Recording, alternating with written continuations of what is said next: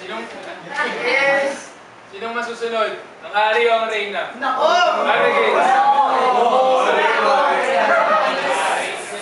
So, sino dapat masunod? Hari o reyna? Para sa akin, isang hari. Bakit ang hari? Kasi, in general, mas buo yung desisyon ng mga hari. Or, in general, mga lalaki. Kasi, di ba nakikita natin iba, pabanta-banta lang yung mga, napakapatay ako! Mga ganun.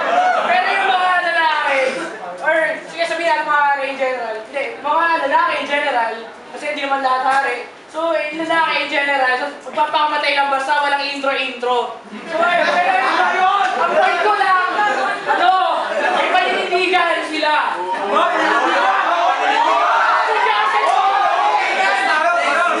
Tapos, mas malakas physically. Kasi ayon sa genetics, syempre, pagka kaya mong depensa yung sarili mo, makikita ng mga pinagrurulan mo na tapos kapag kasi hari, mas malakas kadalasan yung karisma dahil alam niya na naniniwala sa kanya yung mga tao na susundin siya. Oh, karisma, big word! Kumbaga, tapos, reference lang sa isang sikat na phrase, naririnig natin kadalasan, King of the Hill, di ba? Wala naman tayo naririnig na Queen of the Hill. So therefore, mas may power sa term na King or Hari. So ayun, mas magandang sumunod tayo.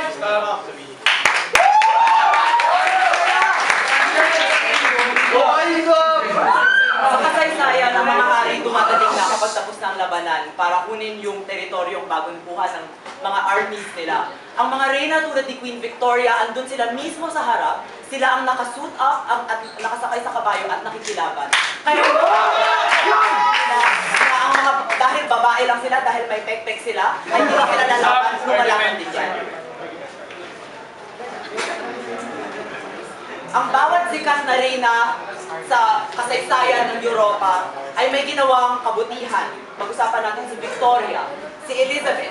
Lahat naman ng mga hari ng Europa, ang dinalang nila ay gera at makikitigma sa isa't isa. Bakit? Kasi ang habol lang nila ay, alam niyo yun, isa siyang malaking palakihan ng tite na gusto lang nila, mas mayaman ako sa'yo, mas malakas ako sa'yo. Habang hindi ito ang prioridad ng mga reyna. Kasi kung titignan natin ang mga reyna bilang mga ina ng kanilang mga bayan, ang pangunahin nilang gustong mangyari ay siguraduhin ang kapakanan ng kanilang mga mamamayan. Hindi ang pera kung ang mga anak mo ay nagugutom din naman at hindi mo pinapansin sa sarili mong tahanan. Kaya ang bawat babae na umangat sa kapangyarihan ay may gustong patunayan. Tingin namin, kaya ang mga reyna mismo ay mas magaling.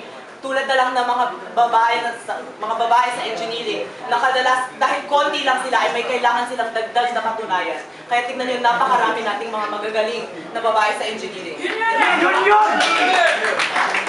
Kaya, kung sa kakayahan lamang at sa kagustuhan at sa mga gusto nilang gawin, mga binibini at ginoo sa reyna tayo. You know?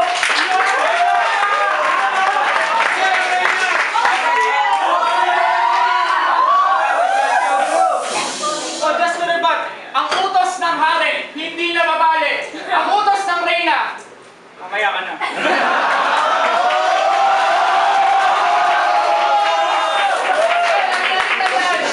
Bakit hari? Ayoko sa reyna. Bakit? Queen.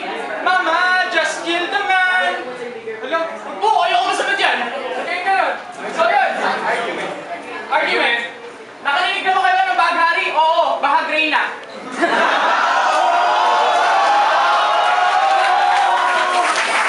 Nakalinig na kayo ng kingdom? Queendom? Wala. Joke lang, kasama ni bahag reyna. Ayan, ito pa. Martin Luther King, hindi Queen. I have a dream. Martin Luther King, ano yan, honey? Ayan, ito pa. So, lang sabihin sana na marami pa kayong kakaining bigas.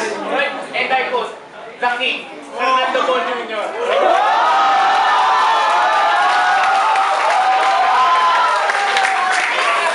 Pero in all seriousness, throughout history, talagang hari naman talaga yung namumuno. Ang reyna, iba yung ginagampanan niya. Gusto ko. Kasi ang tanong talaga, sino ang dapat susunod. Iba ang ginagampanan ng Reyna.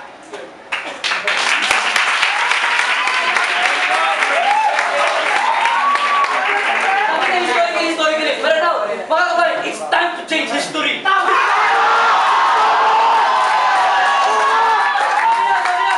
Ang utos ng hari ay hindi na mabali. Ang utos ng Reyna, okay na!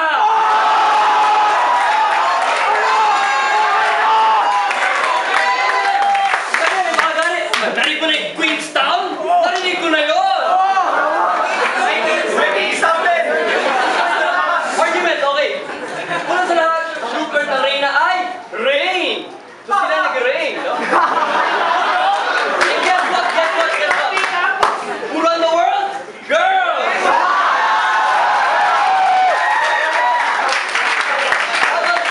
Pagdating sa chess, ang Reyna, malayo na narating hanggang dulo, kaya puntahan!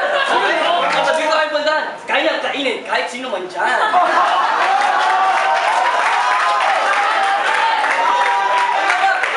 Kapag hari ka, sinabi na Reyna mo, Hari, gali ka na, susundin mo ba? Siyempre, Reyna mo yan eh.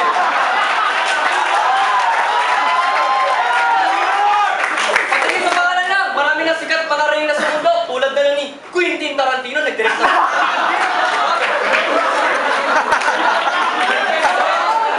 Sa mga IE namin dito, nasa mga IE, yung assistant namin sa DEP, si Ate Queenie.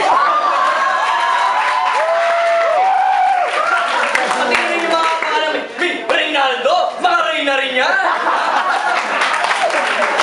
Sabi lang, pati sa Princess of Diana, Princess of Genovia, parang sobrang dami ng mga Reyna, di ba? So basically, maraming mga traits sa mga Reyna, okay? So talagang tandaan yung mga Reyna, ang utos ng Reyna ay okay na!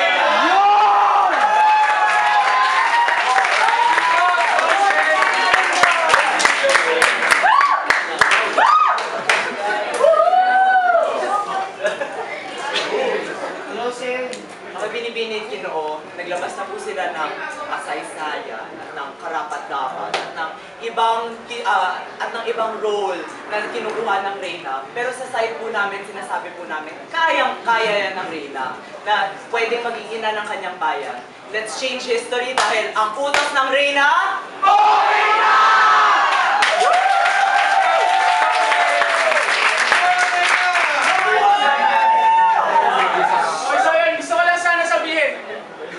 Ayun, so ano, kahit gano'n pa kalakas yung Reyna, pag ang hari nawala, wala na. So yun.